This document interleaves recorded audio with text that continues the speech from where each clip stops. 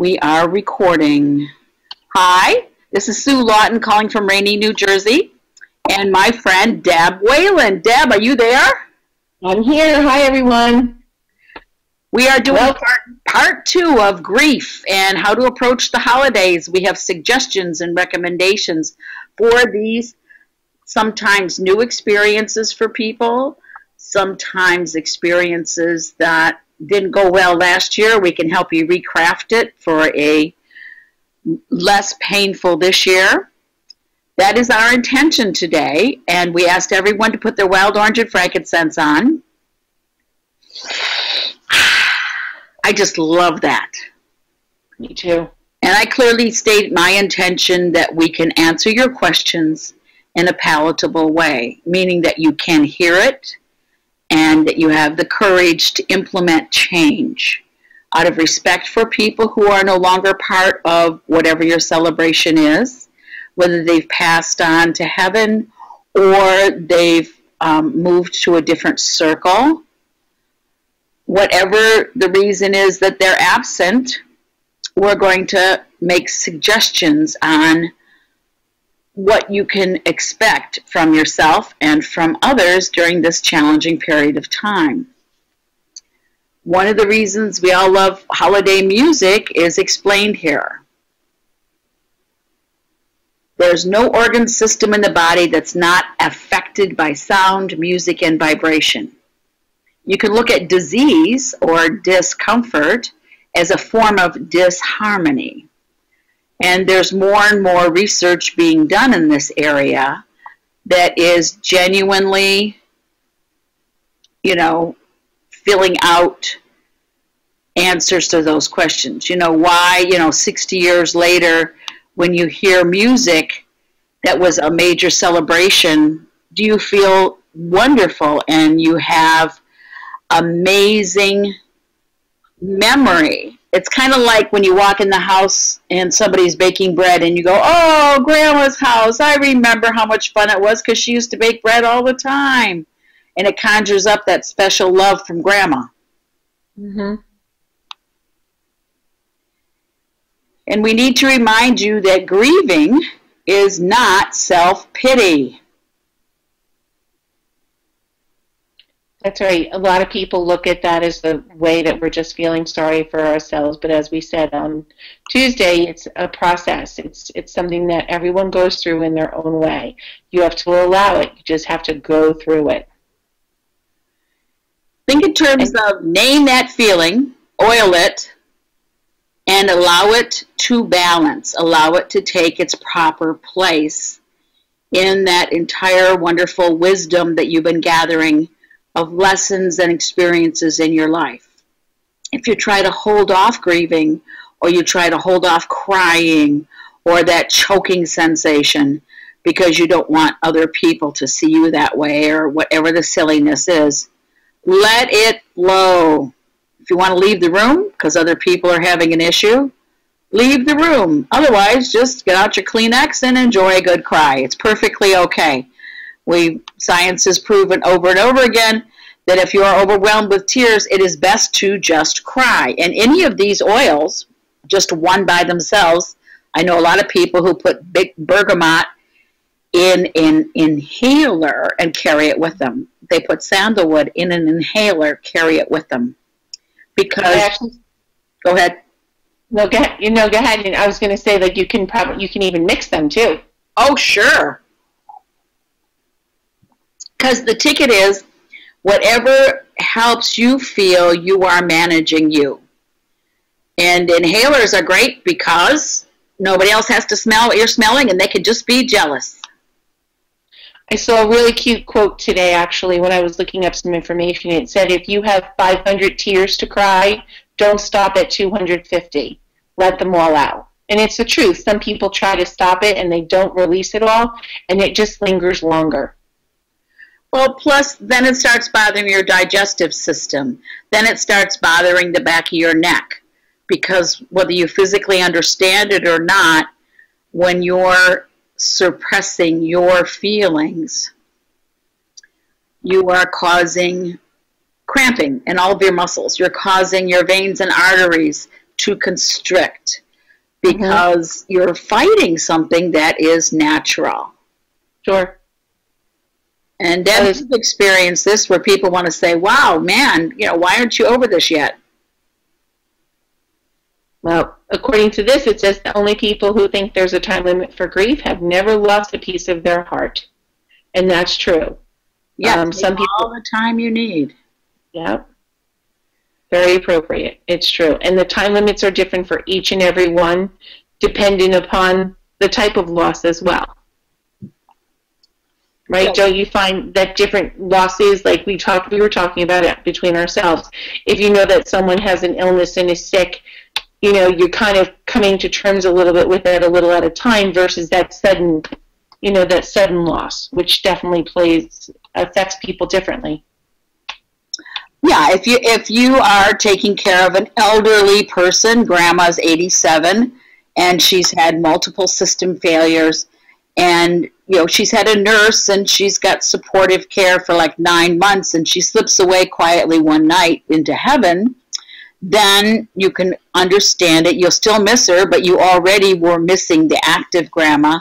So whether you realize it or not, you had already started the grieving process because the interaction levels had changed. That's why Alzheimer's and dementia are so painful for the living. Those of us who think we still have our minds, you heard that right. When we're dealing with relatives with dementia and Alzheimer's, the loss is now. The grieving process starts immediately when they don't recognize you, or they have spaces of time when they recognize you. So you have to make good decisions for them, but grieving starts even then. And it's important you take good care of yourself, extra sleep, drink your water. You have to plan a fun activity every week. I don't care if it's painting that same rocker you've painted 8 times already in the garage. It gives you something to do to refocus. Or you get one of those new coloring books they have out for adults that are amazing. Joanna Basford, is that who it is? Johanna Basford. She's done a series of beautiful, beautiful coloring books for adults that have hidden objects in different pages of the coloring book that are really fun. She makes it quite an adventure while you're focused on the coloring. And you know how big we are on writing things out. Talk to us about your writing, Deb. Yeah, a lot of people have a journal. They keep it by their bed, or they, some people get up in the morning, and you just write your thoughts down. I write my 3 things that I'm grateful for, of things that occurred during the day, but it's also a way, Dr. Sue taught me, it's a way to express what you're feeling inside. Sometimes you can't vocalize it, so you write it down, and it's such a release when it's all out. You just write all those feelings out on paper, whether it's anger or sadness or overwhelming grief. If you write it all down, it just somehow gives you such a better release inside. And again, there's no right or wrong time of the day to do it, but it's just important that you do it. Right, and I'm real big on 2 20-minute walks in the sunshine every day. And if you can't be in the sunshine, then you get to go over to Debbie's living room, because that's where we keep our friend Jennifer, who helps us exercise, and we're just so excited about it. Okay? Yeah. But I'm happy to share my space with other people who would like to join us. And a lot of people actually, if the weather's bad, they go walk in the mall. I mean, early morning Walmart walkers and stuff, it's amazing how many people you see there. Right. Let's talk a little bit about other people have a loss. When Buddy had to depart this world, and Buddy was your puppy dog of how many years? 10 years. 10 years, your ever faithful companion. Yes, he was. Okay, but it was time for him to move on to doggy heaven. Yes. People were kind. They sent you cards. They listened to Buddy's stories. We celebrated Buddy because he used to be part of the Christmas card circuit. Buddy was part of your family. Yes, that's so true. Okay? That's true. Yes. So, when you had to start sending Christmas cards with angels on it, it just wasn't the same, Deb. No, it wasn't. It wasn't for me, and it wasn't for the people receiving them either, because they had so much fun taking pictures of him and putting together that card, and that was something I so looked forward to doing, because he was such an important part of my family. Yep. Even my dad used to call him his grandson. That's right. That's right. Because my dad my dad was my caretaker for my dog when need be. So, he would say, "Oh, I'm going to go take care of my grandson this afternoon." So people look forward to that. But yeah, it was a loss, and I have all those mementos. But people were kind, and like, we used to share pug cards. There's so many out there. He was a little pug, and there's so many funny cards, birthday cards, and just I'm thinking of you cards that have dogs on them, and a lot of them are pugs because they have that silly face. And at first people were afraid to send them to me, thinking it was going to make me feel sad, but it didn't. It made me feel happy. It gave me a chuckle to see those cards, and it was a happy memory. But other people were very considerate about that. Mm-hmm. Okay, so I'm not trying to diminish anybody else's experience, but we're going to use the puppy dog here as neutral territory. Because Okay. when we start talking about adults and going to wakes of grandma passing, which, is also expected, or visit after the burial, my take and my experience has been it's so important that we just show up. You don't have to know any words to say. You don't have to have any common experiences. I mean, if somebody's father passes away and you're somebody from work, you just want to show respect, just show up. Listen Absolutely. to whatever story anybody is telling. Mm-hmm. You don't have to say something profound or meaningful. The fact that you were there. And if you have a toddler, please take the toddlers, because toddlers in funeral homes are amazing, because they're going to find funny things to laugh at. And the laughter of those little kids is so innocent and so wonderful.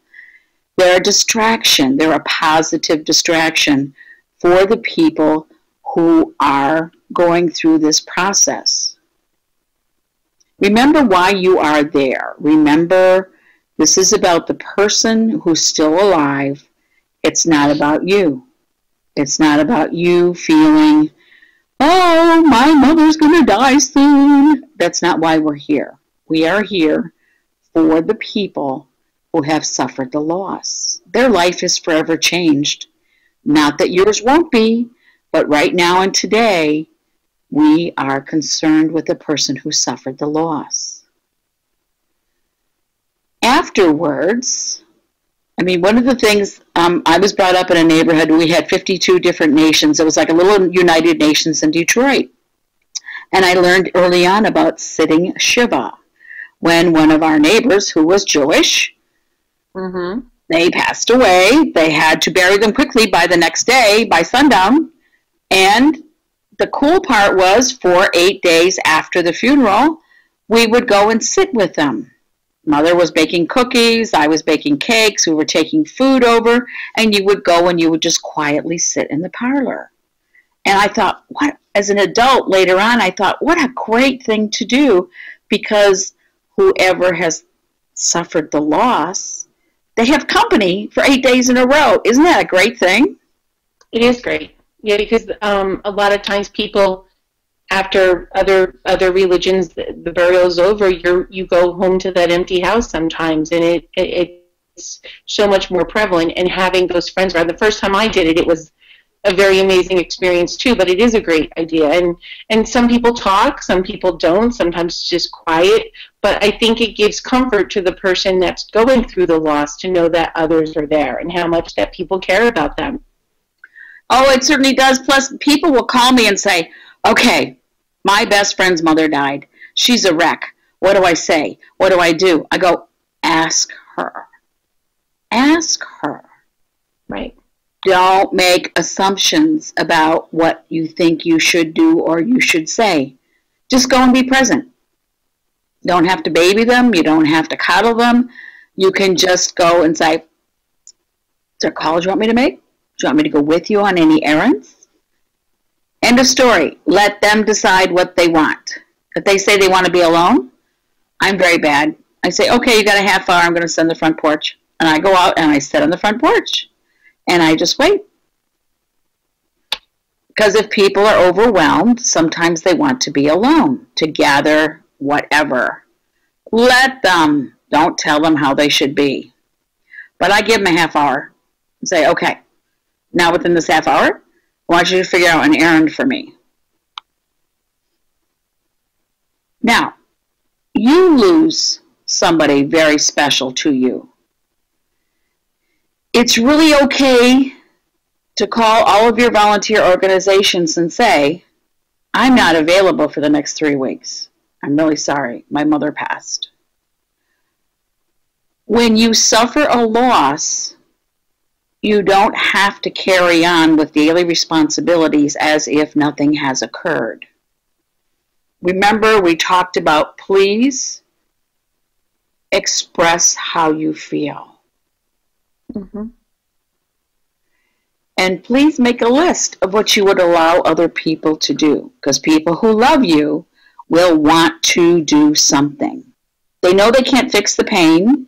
We know we can't make it go away, make it any different.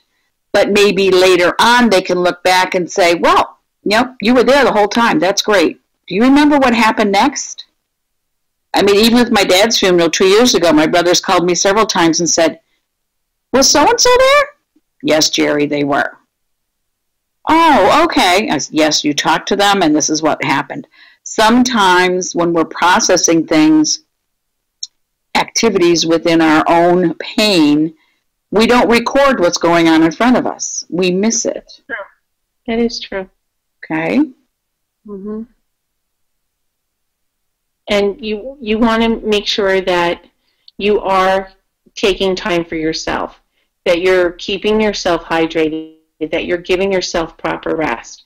If there's someone, no matter how good their intentions, if you know that they're going to ignore you or push your buttons, just say no. I don't want you. I don't need anything right now. I mean, you have to respect what your own needs are, and keep the people around you that will give you the comfort that you're looking for. And it's a hard thing. Yep. And again, how you process your feelings are yours. No one else can tell you what you should or should not do or say. You're allowed to change your mind. Give yourself permission to go through the experience of understanding what you need to do and how you need to do it. And if 2 hours later, based on more information, you want to change your mind, by all means, change your mind. Mm-hmm.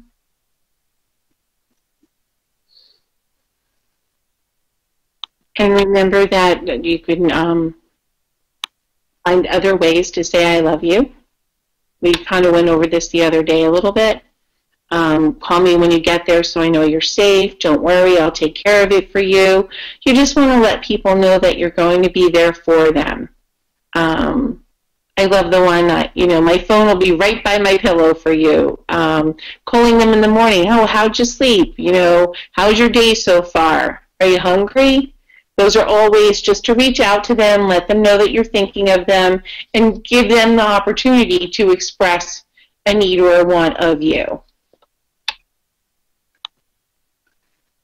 And sometimes a lot of the pain we are dealing with are really only thoughts. And that's why sometimes when people are in pain, they say, leave me alone, because they want to work things through in their own head. And you can look up, we've done a couple of different sessions on overthinking and how it gets people depressed, tired, ill. And the same thing with loss. How we replay in our head sometimes can cause more pain than the actual loss. Mm. Time to redo frankincense and wild orange right now. And put your right hand, if you put the frankincense and wild orange right on the center of your right hand, please reach inside your shirt, your blouse, and rub the frankincense and the wild orange on your left shoulder. And breathe. Breathe.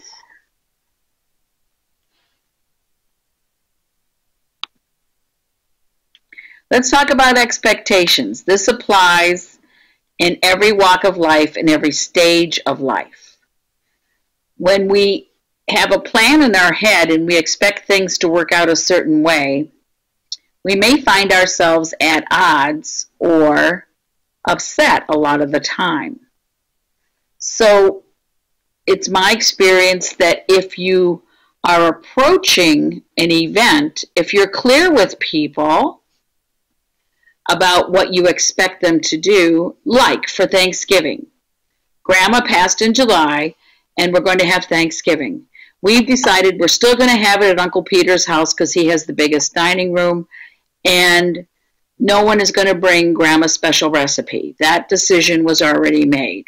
But we would like you to come, and we're going to do a couple of things that are really different on our Thanksgiving table, and we're hoping that you're going to join us in the festivities.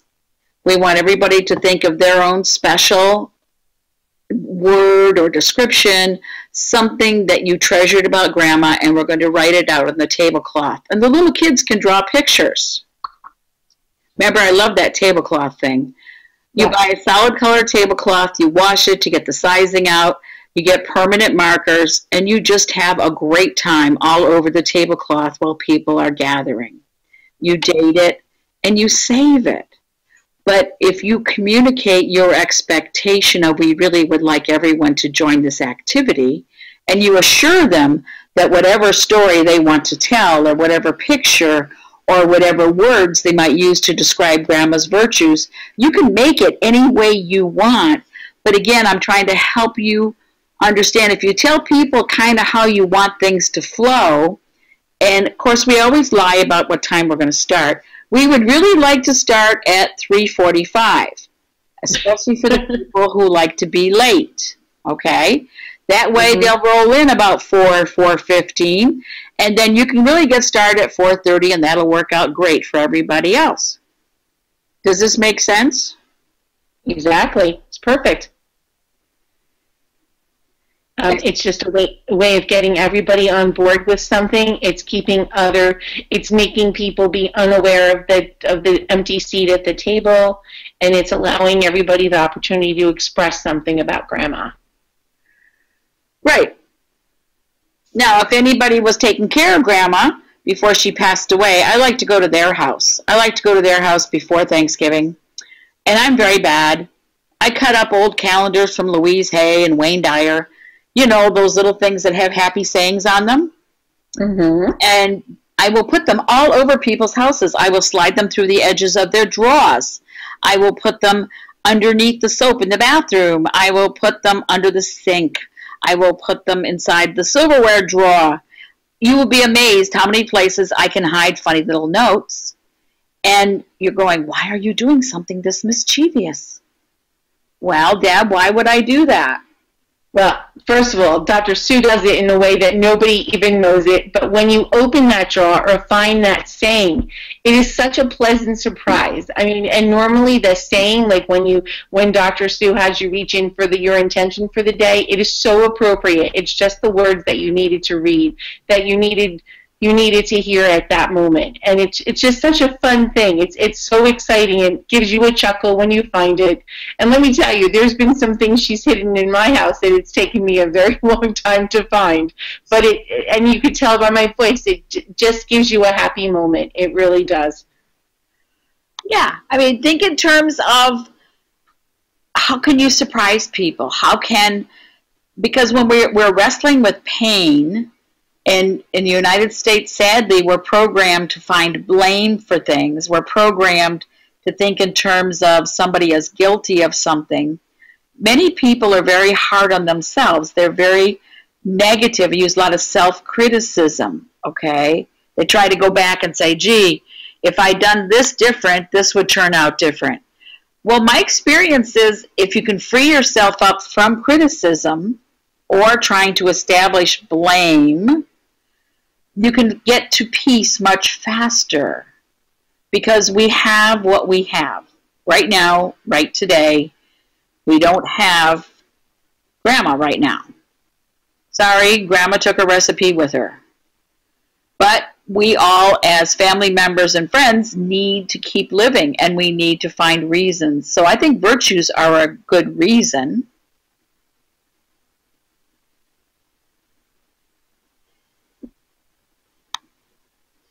And then, of course, everybody who has worked with me knows I'm very big on music and singing. And I want everyone to sing in the shower, sing in the car when you're by yourself, sing in the morning when you're doing the wash, sing in the evening when no one's around. Singing is an amazing balancer of 3 of your chakras. It's an amazing gift. And it doesn't matter if you don't think your singing would be making money if you recorded a CD. Okay? It's the expression. It's just like when you write in your book of gratitude in your handwriting. And it's the expression of what you're grateful for that enriches your vibratory rate. I have found that in working with people who want to sing and they just want to express, using any of those oils or any combination of those oils is very enriching. It would be patchouli or myrrh or lemon or wild orange. You can put them right on your throat and sing a happy song. In New Jersey, we promote scream therapy while you're driving. And you can tell we spend a lot of time in traffic because I'm always talking about activities you can do in the car that are safe. Well, singing is one of them. You know, chair dancing's another one when you're stopped. And we also do the scream therapy. Now, scream therapy is great because it releases so many things and you get so many endorphins going. It's amazing. If you're by yourself in the car and you're screaming your head off, and it's best if the windows are rolled up. I was going to say with the windows closed. Okay? Especially if you're going to yell things like, "It's not fair that you left ahead of time. I'm really mad at you because you didn't stick around for the fun part." Whatever it is you're yelling, other people aren't going to understand anyway. But the fact that you express it and the fact that you might be singing it is great. I don't know about you, but when we were growing up, we used to all make up words to the songs. We liked the melodies, but we couldn't always remember the words, or we couldn't understand what the words were. We always made up words. Did you guys do that too? Oh, absolutely. To jingles, and we changed the words to our school song or the most popular song, of course, and it was fun. And again, we used to sit on my front stoop and sing. That wasn't pleasant for some of the elderly people around us, but we all used to sit there and we would just, have the music on and we'd all be singing and having a grand old time. So, right. Yeah. Really important to breathe deep, to express, and it doesn't matter if it's not sellable. It matters that you express. Yes. Okay? And we're going to remind you that you can do it. You can set up a celebration and have different activities than you had every year.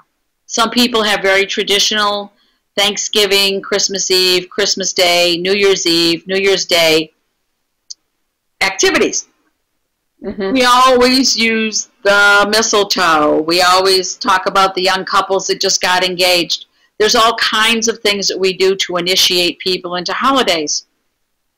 Well, when you've lost an important member of the family, and whether it's Buddy or it's Grandma or a younger person, everybody has feelings about it. Again, if you organize playtime, if you organize the coloring of the tablecloth, if you organize new activities, now with all the cell phones, it's an infinite number of games you can play and take pictures of for the family album. Think of mischievous fun you can have. I love taking the, what's the right word to say for the markers that wash off, Debbie? Yeah, that's it, washable markers. Washable markers you can write on your skin or write on somebody else's skin and wash them off with reasonable success. And we assign each other virtues. We love to do that. We love to do the just surprise texting of people. Just say, I'm going to send you 3 virtues 3 different days next week. You will be so surprised. And if you need a virtue list, write to us. We'll send you a list. I have quite a large list of virtues. And yes, we will have a website facsimile up at some point in time. But right now it's been retired. I am sorry.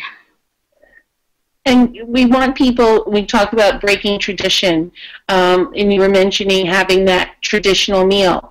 One of the things that happened one of the holidays after I had a loss was instead of having that traditional meal, we had a potluck dinner. And let me tell you, it was so much fun. Everybody contributed, and it was just a new thing. And, you know, part of that continued the following year. I mean, some of the things went back to the traditional way, but some of the aspects of that time we really liked, and we continued it. Sue's really good. She loves to hide things under dinner plates so that when you help your hostess clean your plate, you get a little surprise under it. And again, it's just something fun. It changes it up. And I participated in an event where for every different course, everyone got up and had to have a different seat at the table.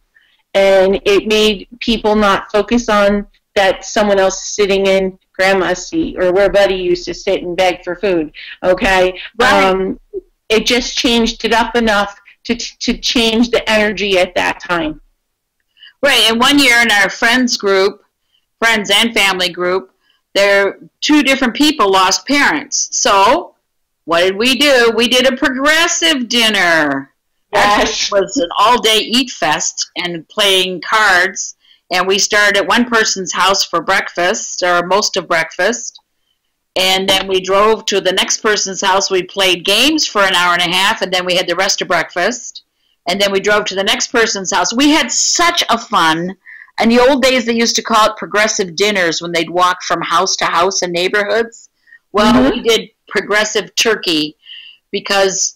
Oh, and then we gave everybody song sheets. They had to sing songs in the car on the way to the next stop. So you can create any number of ways to celebrate without disrespecting people who contributed previously who are no longer there. Sometimes in families there's divorces and somebody's not able to come, their kids aren't able to come, and it's very hard on in-laws and outlaws. And it bothers people that the family's not together, however good it might have been. Okay? But what we say inside of our head is so important. What intentions that we set are so important. It makes such a difference. We often do prayers before meals on holidays, and we'll say to people, now, our intention today is have a really good time and maybe let me win once. Sometimes if I'm playing with Debbie and John, I don't get a chance, okay? And then Rosemary will show up for her area, and she wins everything. It's just very funny. Fortunately, we don't play for money, you know? It is fun. It's giving yourself the chance to participate in something different just changes it up for people. It makes you feel more positive that things will be different, things will get better. Sue's also big on hug therapy, and just walking up and giving someone that reassuring hug can sometimes help if they're open to it. So there's lots of ways to help everyone through this hard time. Right, and moving people out of the blame and criticism of themselves or criticism of their feelings is really important. Your feelings are your feelings. Whatever your experience was, it's different than mine. So if you have 2 days a week where you just can't leave the house, oh well, but the rest of the time, get dressed, get up, get out, move it on out. And it's okay to tell your friends, not a good day today. Grief can roll over you like this big wave when you least expect it. Change is hard. But it's best if you dwell on what you can do instead of what you feel limited about. Mm-hmm.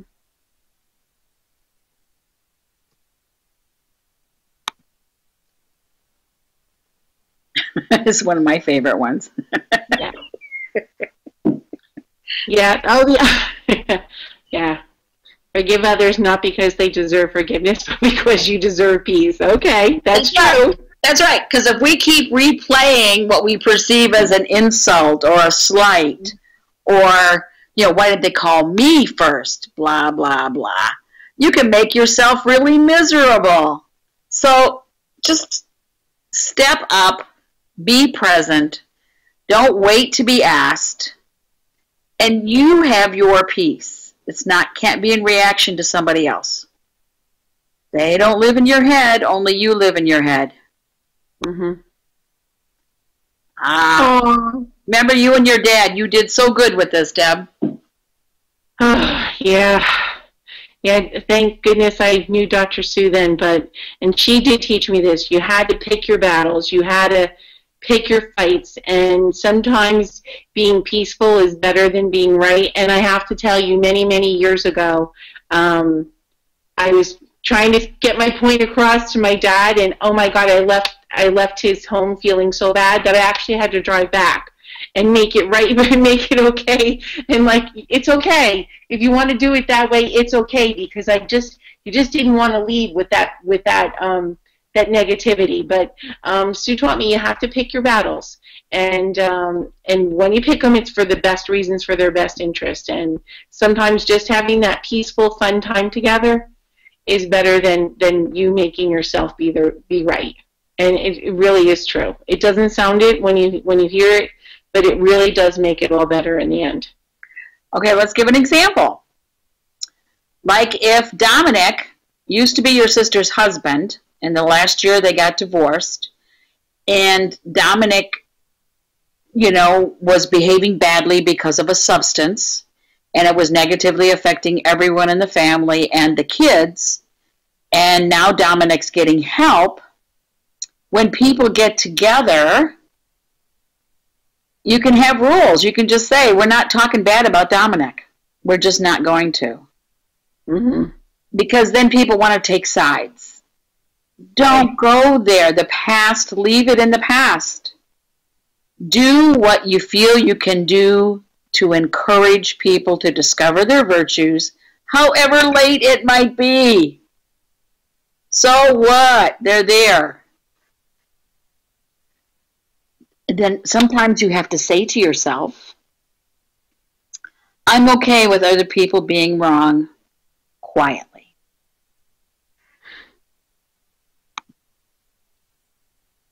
We're back to controlling your thoughts. Anything could be a surprise trigger for grief response. Some people think the first set of holidays is the hardest to do without somebody.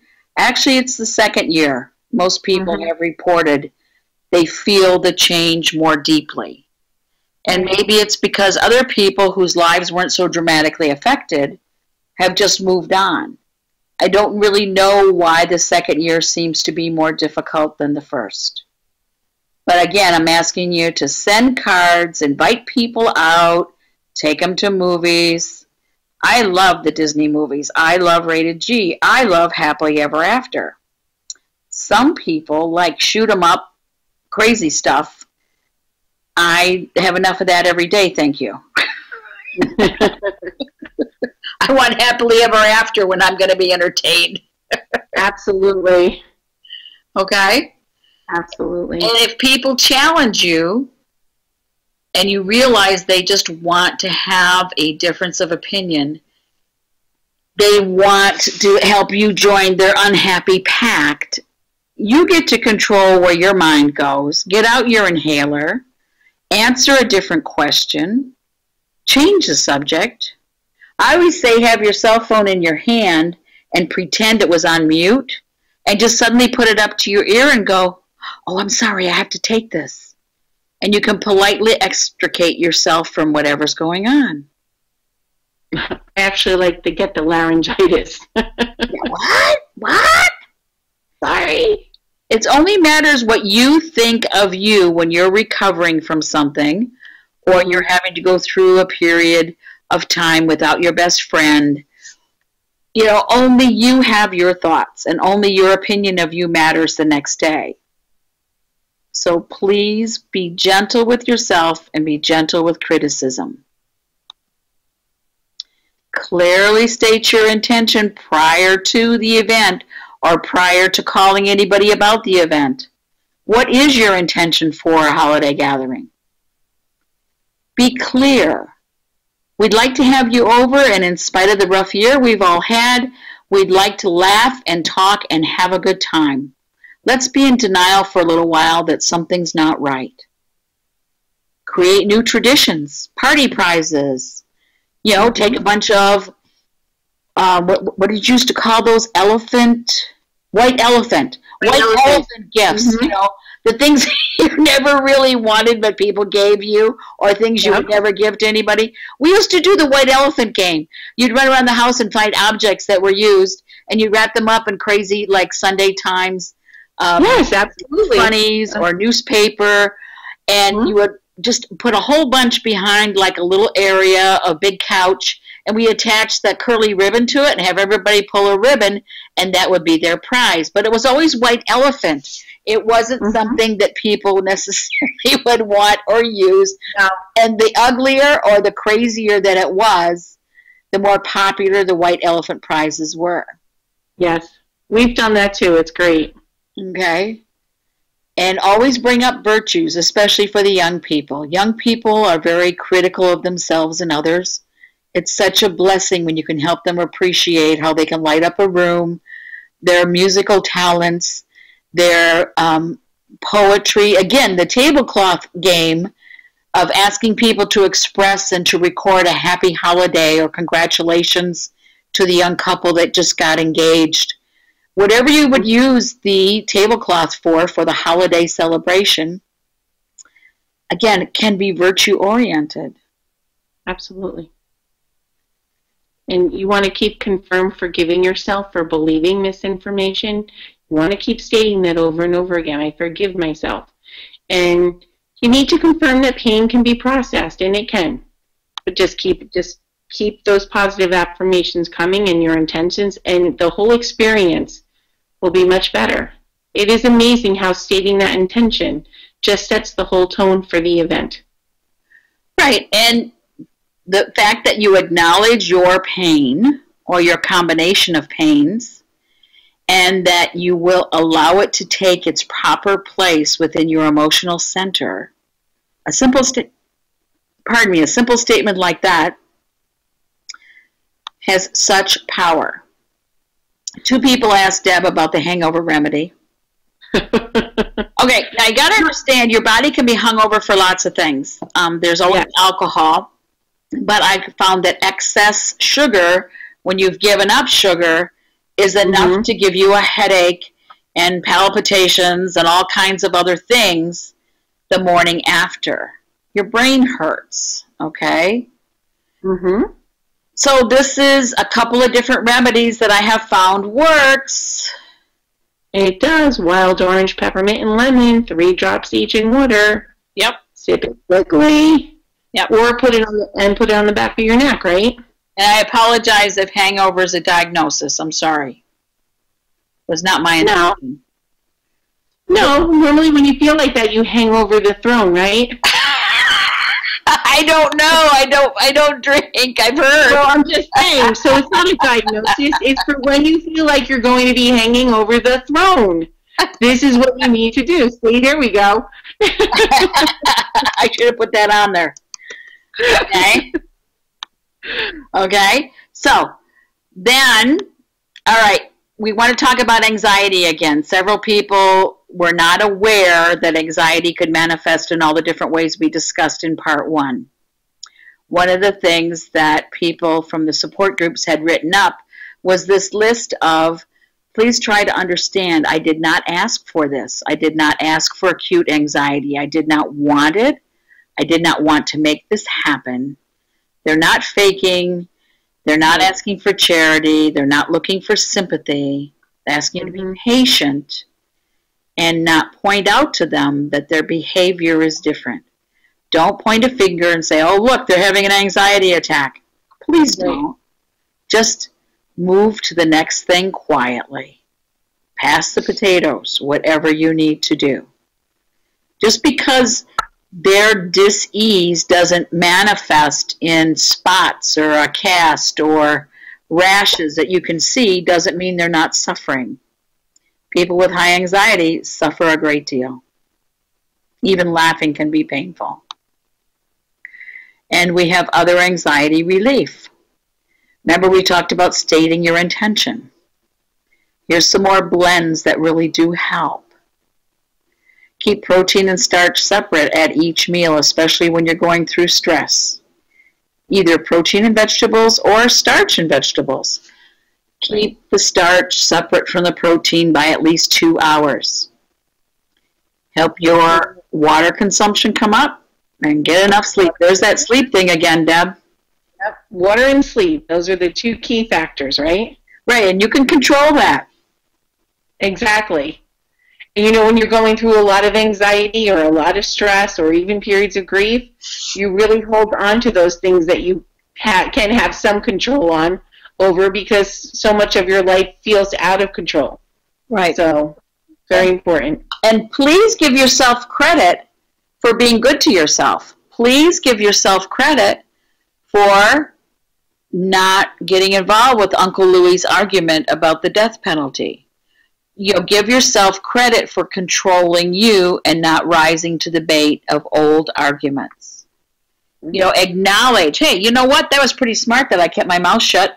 That was pretty smart that I needed to use the ladies' room just when it got heated. Give yourself credit. Gratitude, da-da-da. It can transform common days into Thanksgivings. So appropriate for this time of year. It can turn routine jobs into joy and change ordinary opportunities into blessings. Good old gratitude. Yes. Yes, it works out great. And frankincense and lemon will help you look at things differently if you choose to. Rather than start replaying the old pain, put a little frankincense and lemon on and say, let me look at this differently. Let me see it as a blessing. I want to know it's a blessing. Okay, remember January 2nd, you're going to wake up in 2016, and we want you to feel good about you. Recognize what you can control and what you can't, what you're genuinely responsible for and what you're not. I work cardiac care with a lot of wonderful staff and people, and two things we do on a regular basis when a family member has a heart attack and it's quite serious, and everyone's standing around saying, well, I had an argument with him last night. Oh my God, the last thing I said to him was he was a cheap blah, blah, blah. Oh, I gave him his heart attack. We help people sit down and understand, A, the chemical makeup within your human body sometimes programs a heart attack to happen up to 2 years ahead of the event. So, no, your argument last night and no, the name-calling last night did not bring on this heart attack. So stop searching for blame and guilt. And that's true in so many areas where people end up in a crisis. They think, oh, it's my fault. Well, no.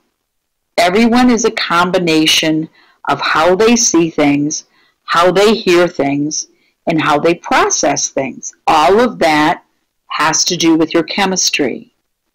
If you reach for essential oils, if you reach for your virtues first, rather than be so willing to say, that's my fault, I was out of line, I was off my rhythm, rather than buy that and walk around feeling bad, search for how you can point out virtues in the staff.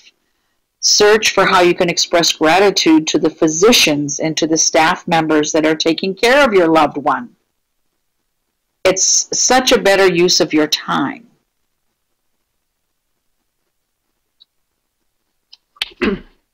You want to celebrate all your little successes. Be positive for yourself and for others. Even eating less dessert is a victory, especially during the holiday season. Oh, for sure. And of course, You want to define your joy. You want to define what's making you happy. You want to define how you're feeling. You want to define that you are going to have a joyful experience and what is going to allow you to have that. And if you keep a focus on that and make that as part of your daily intentions, the January 2nd will become a much brighter experience after you get through all the holidays. Sorry. Okay. I want to talk about desserts for a second. If the holidays, and part of celebrating the holidays to you is that bite of pumpkin pie with the whipped cream on it, or it's some special treat that you don't do sugar anymore on a regular basis, let's take a note from our friends out. Good old Nora Johnson. She did this last year. God bless her. God bless Nora. Anyhow, what they did was they prepared all their desserts and they had people bring them, but then they took a half a teaspoon bite of all of their favorites. Oh, yeah. Savored them. They had the little teaspoons and they just had half a teaspoon rather than feel they had to have a whole serving of pie or a whole serving of Haagen-Dazs or a whole serving of cobbler or whatever their rich food was.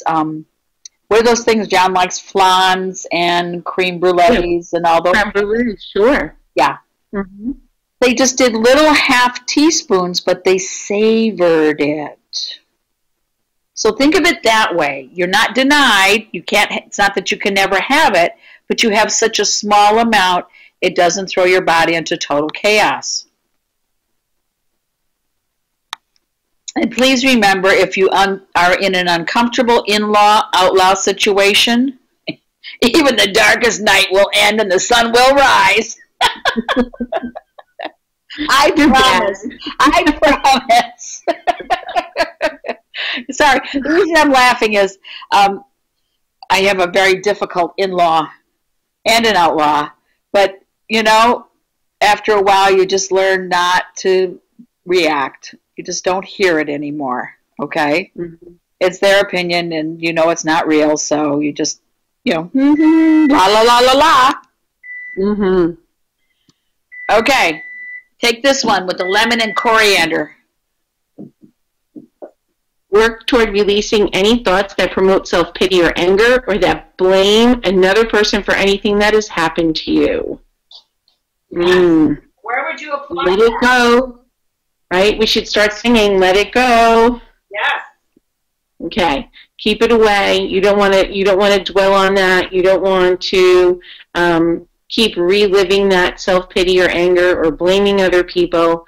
You're just going to harbor it, and you just need to release it and move on. And you know, you have when you hear somebody else telling that painful story, and you haven't thought about it for a while. So, you know, they're still hanging on, but you're like, oh, well, next.